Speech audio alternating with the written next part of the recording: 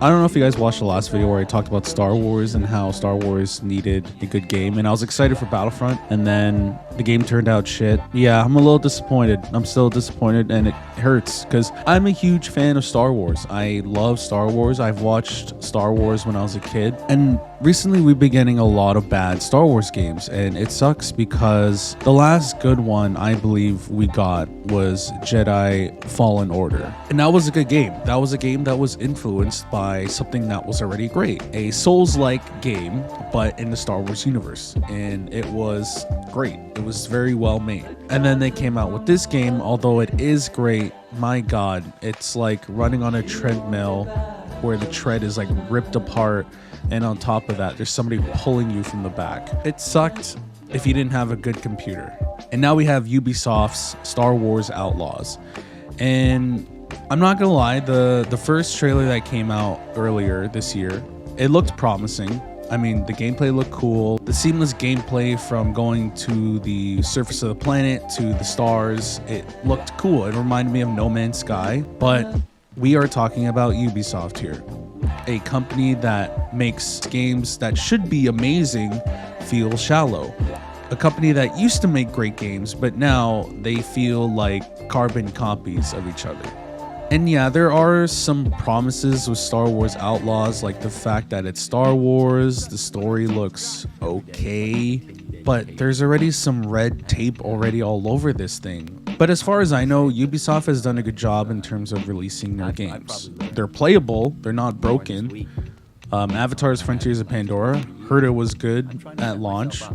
We've seen what they did with the IP of Avatar, and although the game looks great, that's because that was pulled from James Cameron. The world that was built already there was made by James Cameron, and we know that James Cameron can make a great world. But when it comes to the part that Ubisoft had to cover, which was the gameplay, the open world aspect, and the story aspect, you can tell how empty and boring and repetitive it is. And we've had this open world problem with Ubisoft over and over again. Like, they've lost their touch since Assassin's Creed. And I guarantee you Star Wars Outlaws is not going to be any different. Like a great open world game, let's take Red Dead Redemption 2 for example. A lot of the game is you just riding your horse, going from one destination to another. And Rockstar has done a good job when creating this open world, because not only is the game beautiful and it's not too tedious to travel here and there on horseback, but they've added certain things to catch your eye. Like, you can see a campfire in the distance, maybe there's something over there. Oh, you see a cave over there, that's pretty cool.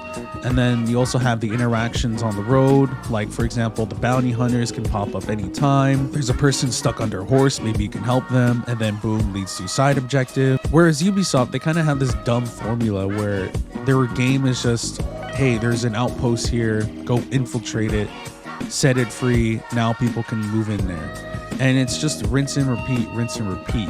And yeah, there's nothing wrong with it, but Ubisoft has done a great job where they've made these outposts so vanilla and so boring. And it's just like, is the game even worth it? Like, you're just copying and pasting from previous games. Like, you're not innovating on something that's already been done over and over and over again. And getting to the worst part of Star Wars Outlaws is the editions that are coming out. Basically, if you get the gold edition, you unlock the pre-order bonuses, you get the season pass, and you get the 3-day early access.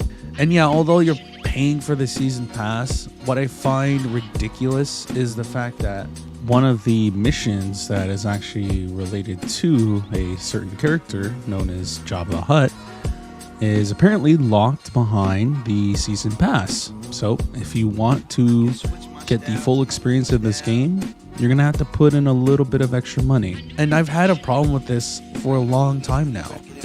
It's crazy, like companies like Ubisoft and all these other companies think they can get away with this because they use IPs like Star Wars and other popular IPs to pull us in. And there are people like, oh my god, the game's good, dude, like you should play it, blah blah blah.